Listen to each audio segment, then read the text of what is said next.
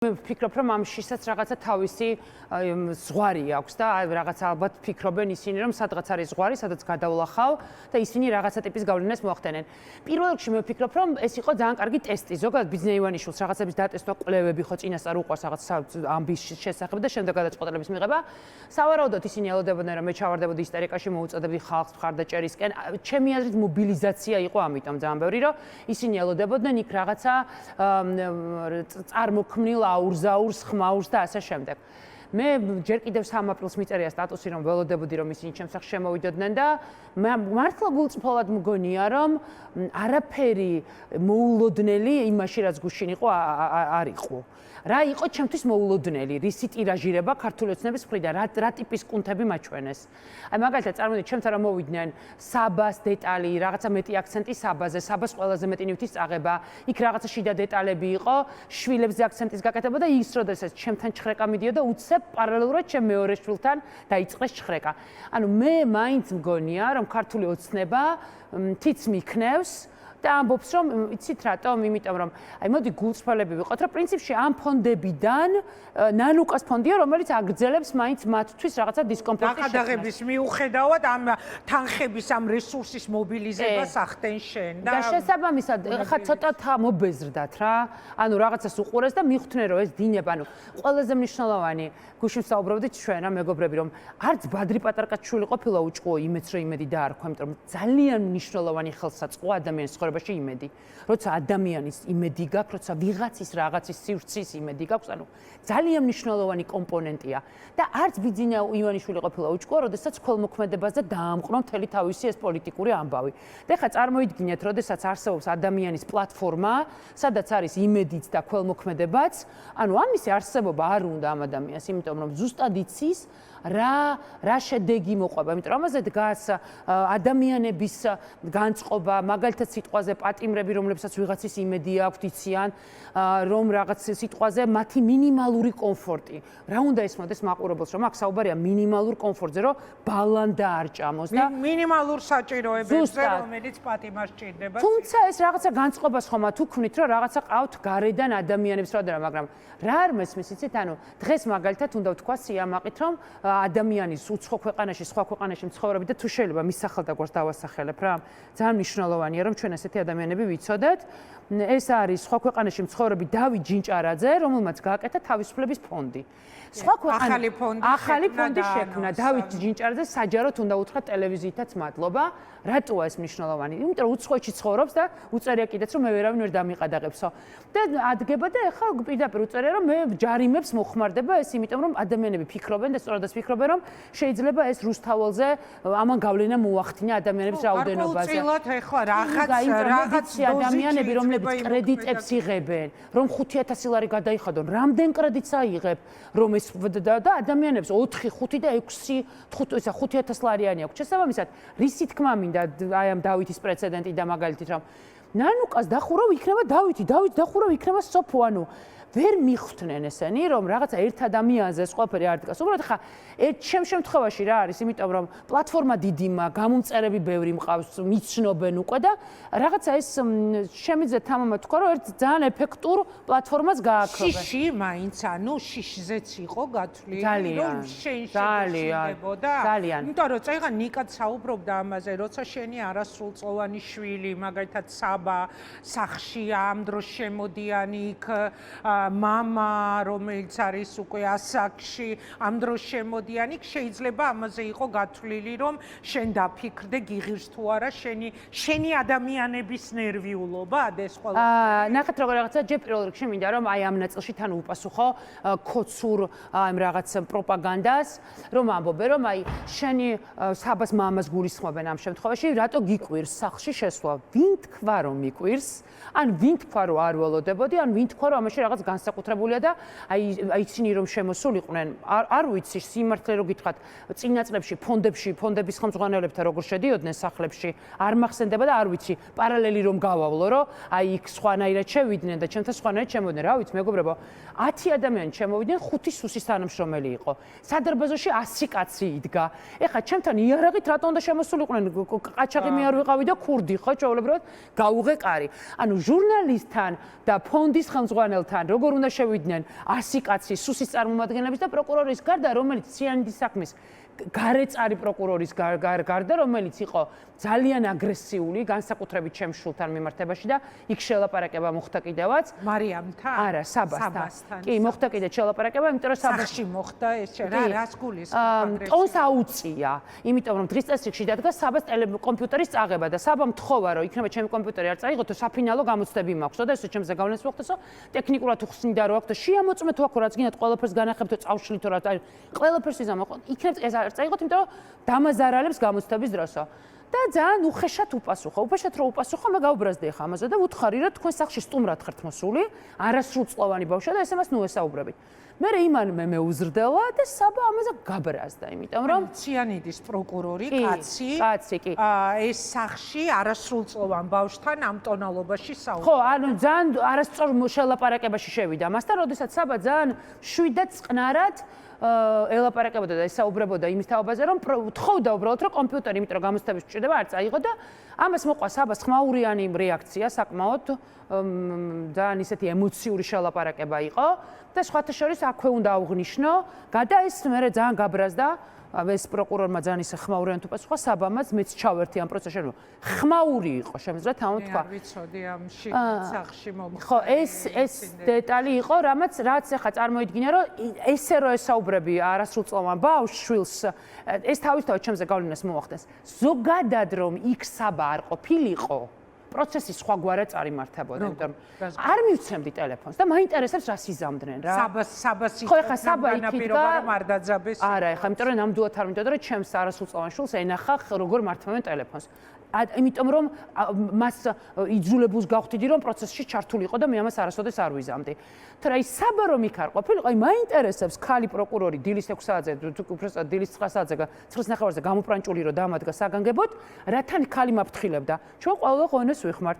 ჩვენ ყველა ღონეს ვიხმართ. აი ხო იცი ხმა რო ირთვება რუსთაველზე. აი დაახლოებით ესეთ ხმას გავდა. მაგრამ გულწრფელად მაინტერესებდა რას იზამდა, აი სადამდე მივიდოდა ეს პროცესი.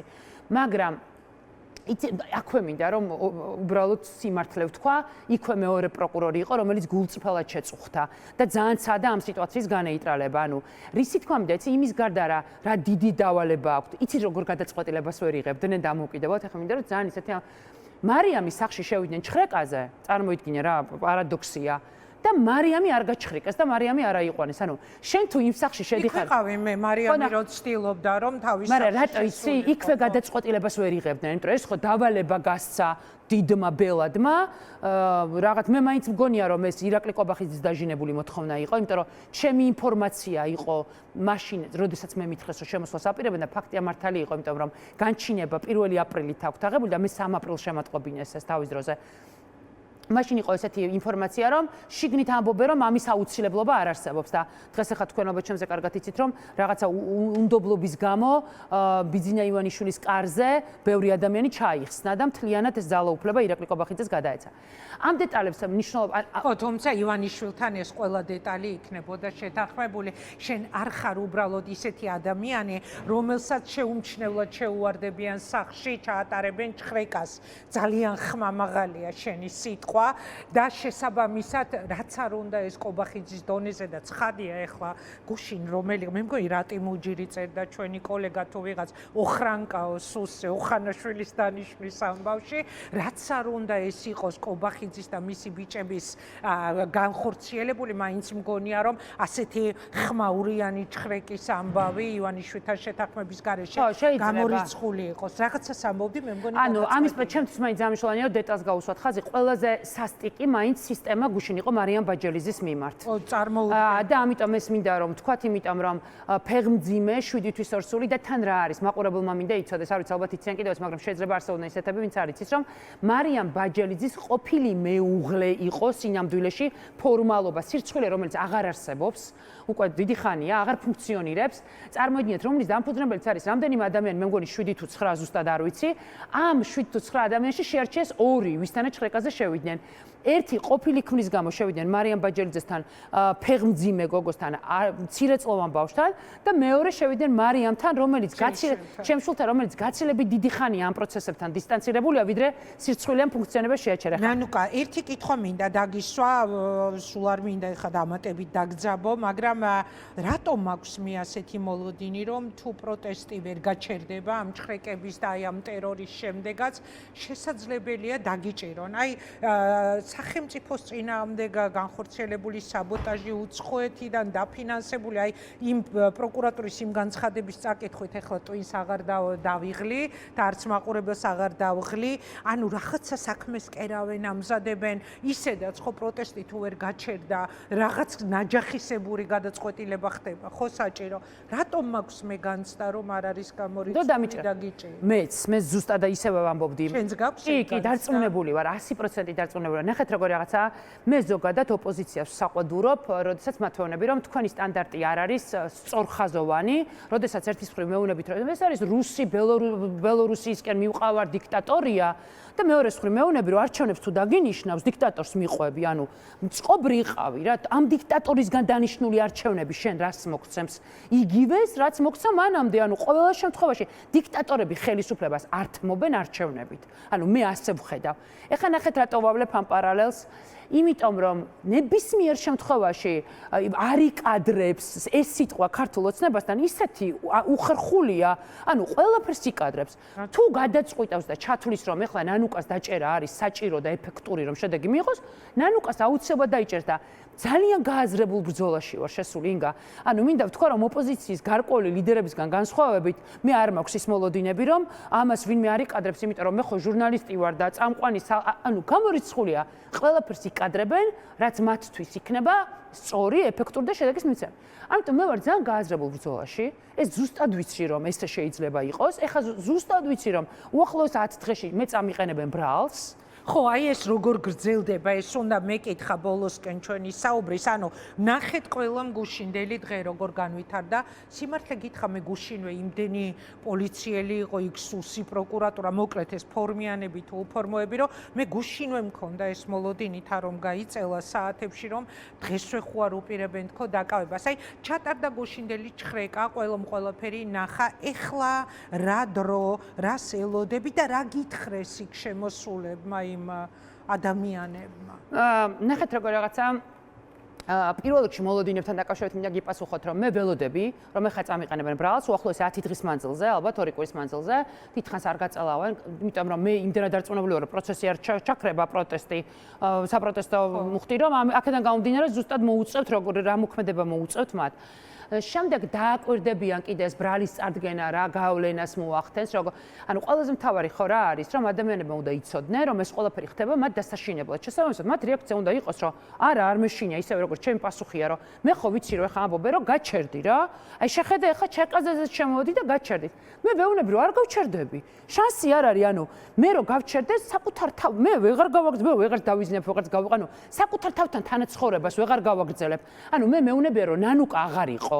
ანუ რასაც ჩემგან არ მიიღება. შესაბამისად მე ვეუბნები რომ პატიმრებს აუცილებლად ჩაერიცხვა თანხა, ქველმოქმედებას აუცილებლად, ანუ ნანუკას პლატფორმა თუ არის იმედი ეს არ გაქრება. ამ სიტყვის პირდაპირ მნიშვნელობით. მერე წარმიდგენენ ბრალს, ოღონდ ამ ბრალს საათნახევარში კი არ წარმიდგენენ. აი წინას რაღაცა 8 საათი ვიქნები პროკურატურაში არ გამომიშვებე სადღაც, ანუ რომ გამიჩინონ განცდა რომ მიჭერენ. მე რო პროკურატურიდან გამოვალ, ამათ ვეთქვი რომ მაინც არ გავჩერდები. ანუ მე იგივეს გავაკეთებ და ეხლა ვიქნებით აი ამ ამბავში და მე მაინც მგონია რომ იცით რა არის ხალხს ვერ წარმოუდგენიათ, ეხლა მე ხო საუბრობ ადამიანებთან, ვერ წარმოუდგენიათ თუ მე დამიჭერენ, მაინც არ არის ეს განცდა ადამიანებში, იმიტომ რომ სიგიჟეთ თვლიან ამას. ოღონდ ძალიან რთული იქნება პასუხი. იმიტომ კი არა რომ ნანუკა დაიჭირეს, ეს არ არის, იმიტომ რომ ადამიანები არ მიიღებენ სწორად, მათ შორის ქართული ოცნების მხარდამჭერებიც არ მიიღებენ სწორად, ანუ რის გამო მე უცხოეთთან კავშირს ვერ ანუ მე ხო უნდა დამიდასტურო უცხოეთთან კავშირი ბუნებაში არ არსებობს. საბოტაჟი რაში გამოიხატა? მაგრამ რაში ჭირდებათ მათ მტკიცებულებების გარეშე? მტკიცებულება სამართლებრივ ნაწილში არ ვსაუბრ. არა. მოსამართლესთან არ გელაპარაკები. მე გეუბნები რომ რას ეუბნებიან მაგალითად იმ გურულებს, რომელთათვისაც ამ ფონდს კარგისმეტი არაფერი არ გაუკეთებია. ანუ ამ ადამიანებს ასე ვუნება რომ რისთვის დავიჭირეთ? თუ უცხოეთთან კავშირი არ არსებობს, საბოტაჟი, ანუ ყველამ ხო ძალიან კარგად იცის რომ აქ პოლიტიკური მოტივია. შესაბამისად გაუჭირდებათ გულშემატკივრების პოვნა, ნუ მე ხა არ გულისხმობ ვიღაც შავრაზმელ ნინო ჯღარკავას, ანუ ასეთი ტიპის რაღაცა კოლექტიურ ჯღარკავებს არ გულისხმობ. მე გულისხმობ შედარებით ისეთ ადამიანებს, ვისაც უნდა ესაუბრო და უნდა აუხსნა, ნანუკა ჟორჟოლიანი ციხეში რატო ზის. თორე ნანუკა ჟორჟოლიანი ციხესაც მიიღებს როგორც ძალიან საინტერესო გამოწვევას და იქიდან კიდევ სულ სხვა ნანუკა გამო. კარგი, შენი გადაცემის დროა უკვე TV პირველზე და ერთს კითხავდი. კომენტარს ხო არ გააკეთებდი ნინო წილოსანის ნათქვამი ამოვინიშნე, ფასადურად ფინანსდებოდა 1-2 ემოციური რაღაც შემთხვევა თითქოს ქველმოქმედებას ეწეოდნენ, ქალბატონ ნინო აი ეს სიტყვები რამ გათქმევინა ცირს. ქალბატონ ნინო წილოსანი არის იმ იღბლიანთა შორის, ბჭყალებში იღბლიანთა შორის, რომელიც ყველა დროს კარგად ცხოვრობდა. ნაციონალების დროს იყო ოლიგარქიშვილი და მაშინ ძალიან გავლენიან ადამიანებთან ალაგებდა ყველაფერს იმისთვის რომ მილიონები ეშოვა. ქოცების დროს არის ოლიგარქი და ასევე რაღაც იგებს პროცესებს და მილიონებს. ანუ ნინო წილოსანს გაუმართლა იმაში რომ ყავს რაღაცნაირი მოხერხებული მამა, რომელიც ყველა მთავრობის დროს არის მილიონერი, ყველა მთავრობის დროს შოულობს ფულს და მინდა რომ ქალბატონმა ნინო წილოსანმა ფასადური მაგალითები დამისახელოს მამის მილიონებით როგორ დახმარებია ხალხს. აი ფასადურად დაგვიწერო სახელები და გვარები, თუნდაც გურიის სტიქიის დროს გურულმა ნინო წილოსანმა გურიისთვის რა გააკეთა მამის მილიონებიდან, აი ეს მოგვიყვეს და მის ფასადურ მხარდაჭერასაც მივიღებ როგორც არგუმენტს. ბავშვი საბაზე გეკითხები, რომელსაც თურმე ესეთი ინციდენტი შეემთხვა გუშინ სახლში და მარიამი ვიცი, ხა ძალიან ძლიერია, მარიამზე შენაც გეკითხები, ვიცი როგორც არის, მაგრამ გუშინდელის შემდეგ ბავშვის მდგომარეობა ემოციური არ ვიცი ხა რამდენი სწორია ამას რა უყვები, მაგრამ საბასთან მქონდა ჩვენ წინასწარ ამის საუბარი, რომ საბა აქ შემოვლენ, შეკაზე შემოვლენ, რომ იცოდი აქ არავინ არ შემომტრო.